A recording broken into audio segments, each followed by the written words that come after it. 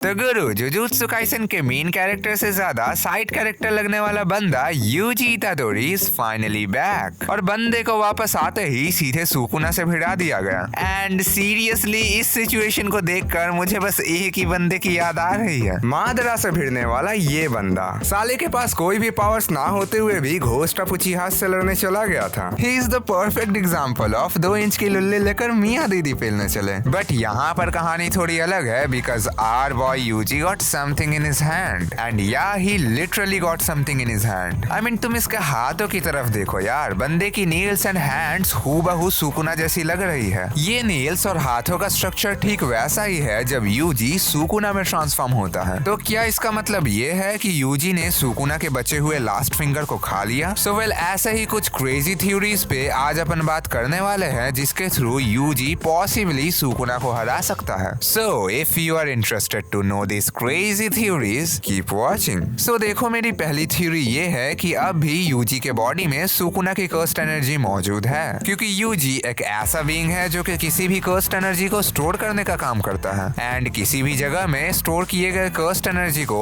Possibly 100% निकाल पाना possible है ही नहीं। तो पॉसिबली यूजी के बॉडी में अभी भी कुछ अमाउंट में सुकुना की कर्स्ट एनर्जी बच गई होगी, और इस पॉइंट तक यूजी को एक ऐसे कर्स्ट ऑब्जेक्ट की तरह भी कंसीडर किया जाता है जो कि सुकुना के कर्स्ट एनर्जी में सोक्ड है। बट ऑब्वियसली सुकुना की थोड़ी बहुत कर्स्ट एनर्जी होने से यूजी सुकुना का तो कुछ उखाड़ लेगा नहीं, तो ऑब्वियसली उसे और भी ज्यादा कर्स्ट एनर्जी चाहिए होगी। तो उसके लिए उसने सुकुना के लास्ट फिंगर को भी प्रोबेबली खा लिया होगा, क्योंकि अगर तुम्हें प्रीवियस चैप्टर्स में सुकुना की कही गई बातें याद हो तो वहां पर उसने कहा था कि प्रोबेबली सुकुना का लास्ट फिंगर गोजो के पास है। तो गोजो के जाने के बाद फॉर सेफ्टी रीजंस उस फिंगर को यूजी ने कंज्यूम कर लिया होगा, एंड इस चीज से उसके पास सुकुना की और भी ज्यादा कर्स्ट एनर्जी आ गई होगी। एंड इसी वजह से यूजी का हाथ भी ठीक वैसा ही लग रहा है जैसा कि वो सुकुना में ट्रांसफॉर्म होने के बाद लगता है। और अगर तुम्हें सीजन 1 में कही गई गोजो की ये बातें याद हो तो वहां पर उसने साफ शब्दों में यूजी से कहा था कि Sukuna's cursed technique will be eventually engraved in your body, और मांगा में इसे कुछ इस तरीके से कहा गया था, you are unable to use it now but in due time your body will eventually learn Sukuna's cursed technique. मतलब सुकुना की कर्स्ट टेक्निक कुछ ही टाइम के बाद ऑटोमेटिकली यूजी के बॉडी में ट्रांसफर हो जाएगी। और तुम्हें पता ही होगा कि यूजी की बॉडी सुकुना को कितने अच्छे तरीके से हैंडल कर लेती है। बंदा 15 फिंगर वाले सुकुना को भी कंट्रोल गेन करने नहीं दे रहा था। वेल, एक्सक्लूडिंग दैट इंसिडेंट, क्योंकि उस टाइम यूजी को एक साथ 10 फिंगर्स खिला दिए गए थे, जिसे प्रोसेस करने में थोड़ा सा तो टाइम लगता ही है। मतलब कि मैं ये कहना चाहता हूँ कि यूजी की बॉडी सुकुना के सोल को काफी जल्दी प्रोसेस कर रही थी। तो according to my second theory, Yuji के बॉडी ने सुकुना के सोल की इंफॉर्मेशन को 70 to 80% प्रोसेस कर ही लिया होगा, और बाकी का प्रोसेसिंग वो सुकुना के इस एक फिंगर को खाकर पूरा करेगा, जिससे कि पॉसिबली इस फाइट के मिड तक वो सुकुना के कर्स्ट टेक्निक को भी यूज करना सीख जाएगा। तो इस पॉइंट तक आते आते उसके पास सुकुना की कर्स्ट एनर्जी और कर्स्ट टेक्निक दोनों ही होगी। और यहाँ पर मैं अगेन से तुम्हें कुछ प्रीवियस चैप्टर्स में लेकर जाना चाहूंगा। तो देखो, चैप्टर नंबर 235 जहाँ पर गोजो ने अपना हॉलो पर्पल फायर किया था, तो वहाँ पर उसने इस चीज को एक्सप्लेन किया था कि सिंस वो फायर किया गया हॉलो पर्पल गोजो के कर्स्ट एनर्जी से बना था, तो उसने गोजो को उतना डैमेज नहीं पहुंचाया। तो फॉलोइंग दैट लॉजिक, सुकुना की कर्स्ट टेक्निक्स भी यूजी पर उतना इफेक्टिव नहीं होने वाली, क्योंकि यूजी के पास भी सुकुना की ही कर्स्ट एनर्जी है। So according to my third theory, Yuji Sukuna के अटैक से उतना डैमेजेस नहीं लेगा, प्लस सुकुना पर उसी के कर्स्ट टेक्निक से अटैक्स भी करेगा। और अगर तुम्हें याद हो तो यूजी ने यह कहा था कि वो स्ट्रॉन्ग बनने के लिए कुछ भी खाने को तैयार है। सो पॉसिबली इस पॉइंट तक यूजी ने काफी सारे डेथ पेंटिंग्स को भी कंज्यूम कर लिया होगा, जिससे कि उसके पास काफी अच्छे खासे अमाउंट में कर्स्ट एनर्जी हो गई होगी, probably matching to Sukuna 6 to 7 fingers, which could give Sukuna a hell of a fight. और प्रीवियस के मांगा चैप्टर्स में एक ऐसा पैनल भी था जहां पर यूजी कुसाकाबे के साथ ट्रेन कर रहा होता है, और वहां पर वो कुसाकाबे से बात करते वक्त उसे यूजी कह के एड्रेस करता है, व्हिच मींस कि उस टाइम यूजी कुसाकाबे के बॉडी में था और कुसाकाबे यूजी के बॉडी में था। और यह यूजी की soul and body swapping techniques है जो कि उसके पास केंजाको के थ्रू आई है। तो प्रोबेबली इस फाइट में भी यूजी सुकुना के साथ सोल स्वैप करेगा और उसे काफी अच्छी बॉडी कंट्रोल के ऊपर फाइट देगा, जिससे कि यहाँ पर अपन को वही टिपिकल बॉडी कंट्रोल के ऊपर बैक एंड फोर्थ वाली फाइट देखने को मिल सकती है। बट इतना सब कुछ तो किंग ऑफ कर्सेस को टक्कर देने के लिए काफी होगा नहीं, तो इसी रीजन की वजह से यहाँ पर यूजी को हिगुरुमा के साथ पेयर किया गया है। और इसके पास एक ऐसा ऐसा डोमेन एक्सपेंशन है जो कि एक कोर्ट रूम की तरह काम करता है और सामने वाले को गिल्टी साबित करके कॉन्फिस्केशन के तौर पर टेम्पररी बेसिस पर उनके कर्स्ड एनर्जी और कर्स्ड टेक्निक को भी स्विच ऑफ कर देता है, जिससे कि ओपोनेंट को बिना किसी कर्स्ड एनर्जी और कर्स्ड टेक्निक के बस फिजिकल पावर्स के साथ ही लड़ना पड़ता है, जैसा कि हमने प्रीवियस यूजी वर्सेस कुसाकाबे वाले फाइट में देखा था। और प्लस एग्जीक्यूशनर के तौर पर हिगुरुमा को एग्जीक्यूशनर्स ब्लेड नाम की एक ब्लेड भी मिलती है, जो कि बस सामने वाले को टच करते ही उसका काम खत्म कर देती है। तो यहाँ पर सुकुना को हिगुरुमो को डॉज करते हुए डिफेंसिव मोड पर लड़ना पड़ेगा, जिसका फायदा उठाकर यूजी सुकुना पर जबरदस्त अटैक्स करेगा और ये दोनों डुओ मिलकर सुकुना को एक काफी तगड़ी फाइट देंगे और उसे डिफीट करने की कोशिश करेंगे। Well, it's just a theory but it's a crazy one. Well, तुम कमेंट्स में बताओ कि तुम्हें ये थ्योरीज कैसी लगी और साथ ही अपने थ्योरीज को भी कमेंट्स में शेयर करना मत भूलना, क्योंकि इन सब इंसिडेंट्स में थ्योरी खेलना ही एक ऐसी चीज है जिसमें बहुत मजा आता है और क्या पता अपन दोनों कमेंट्स में मिलकर कुछ नई ही थ्योरी पका ले। Well, with that being said, आज के लिए बस इतना ही। मैं मिलता हूँ तुमसे नेक्स्ट वीडियो में, तब तक के लिए सायोनारा।